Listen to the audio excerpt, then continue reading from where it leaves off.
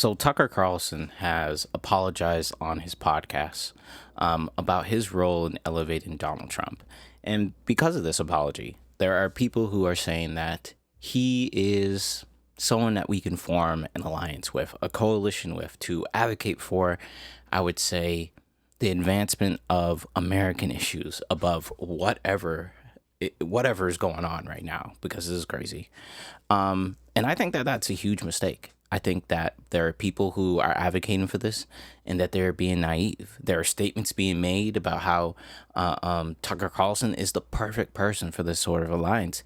And once again, I feel as though these people are not recognizing history. They're also just desperate to prove that their ideas can punch through someone's ideological, I'll say, shroud or shield, whatever. And like one of the main reasons why is because Tucker Carlson, I think, can be really, really compared to LBJ, right? If you know anything about LBJ, LBJ was a man born in 1908 who lived in Texas, as far as I understand, right? Senator from Texas, who said so many racist things, right? I'll just give you one instance. His driver, literally, he did not call him by his name. He either called him N-word or he called him boy. And he told his driver, get used to the fact that no one's going to use your name, right? So I'm not going to sit here and be like, oh my God, LBJ, he passed the Civil Rights Act, but he never said anything questionable. The man's entire way of speaking was offensive in today's world, and it would actually not be tolerated, right? But when I compare Tucker Carlson and LBJ, I want to compare what their outcomes are, right? And how they actually built up, I think, their bases, right? So I'll say this. Tucker Carlson regularly espouses the idea that white people are being replaced because we care about black people in this country, right? That some cultures are we'll say, inferior to others, and he's afraid of white culture being erased from the United States of America. I also heard like a wonderful idea, like if your culture is at threat of being erased just by interactions with another culture, your culture doesn't really exist. That's an incredible way to express it. But Tucker Carlson has expressed these sorts of views throughout his media career, and if you know, this man used to wear bow ties on, I think it was Crossfire, right? The man has been the same way his entire time. And he has always built this idea of, I'm just asking questions. But that's his entire base, right?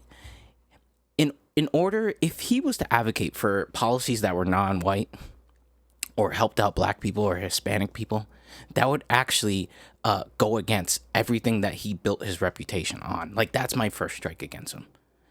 This whole coalition, this left-right coalition, he can't participate in that based off the way that people have built him up, right? And new fans are not going to change that. But when you compare him to LBJ, one of the things I want to bring up is the 1957 Civil Rights Act, right? And I want to bring up LBJ as someone of, it's like the idea of trying to work with what you have and making sure that when you get the chance, you complete it, right? So if we don't know, the 1957 Civil Rights Act had a provision about voter rights, basically, to protect voter rights. And hopefully I have this right. I'm trying to go off the top of my head. And in this particular provision, there was a amendment in which I think there would be jury trials if people's rights were being violated. And so when you think about the South, right? Black people were not allowed to testify in a lot of places in the South. And so essentially it created a civil rights bill, right, that wanted to protect voter rights that did not have any enforcement structures within it. And I think that speaks to a difference between Tucker Carlson and LBJ, right? Because in this particular thing, it was used as a way to stop the filibuster of Southern Democratic segregationists at that time, right? Where he was able to get this passed, and he didn't sacrifice, I would say, his political future in order to do so, right? Because he was able to go to black people and say, hey, I did this for you. But he would be able to go to white people and be like, you don't really have to worry because there's no black person that's ever going to be on a jury.